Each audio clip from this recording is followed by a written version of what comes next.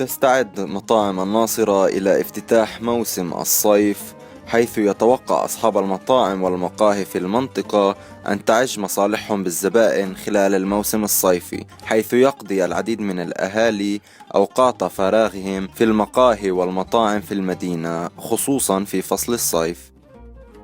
فترة الصيف هي فترة كتير حيوية، ناس كتير بتطلع فيها لبرا، حياة الليل بتزيد، القعدة برا بتزيد.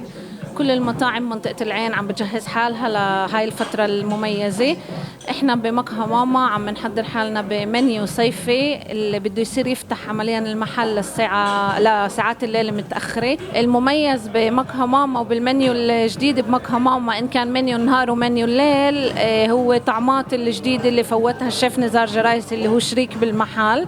طعمات اللي حس انه هو جاهز انه يفوتها على الناصري بعد ما اشتغل فترة طويلة بأحسن مطاعم بتل أبيب.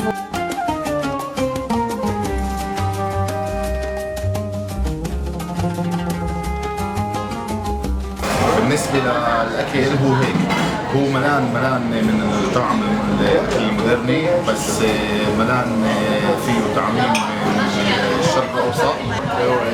لموسم الصيف دائما احنا متفائلين على اساس الوضع يتحسن شوي صغيره.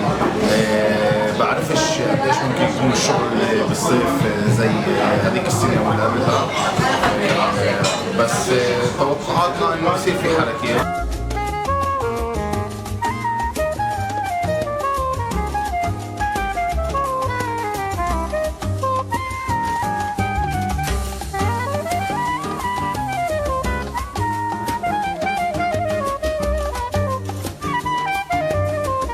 إذن يأمل أصحاب المصالح والمطاعم في الناصرة أن يعود فصل الصيف بالخير على الجميع، وأن تكون حركة نشطة لأهالي الناصرة والمنطقة في جميع مطاعم ومقاهي المدينة.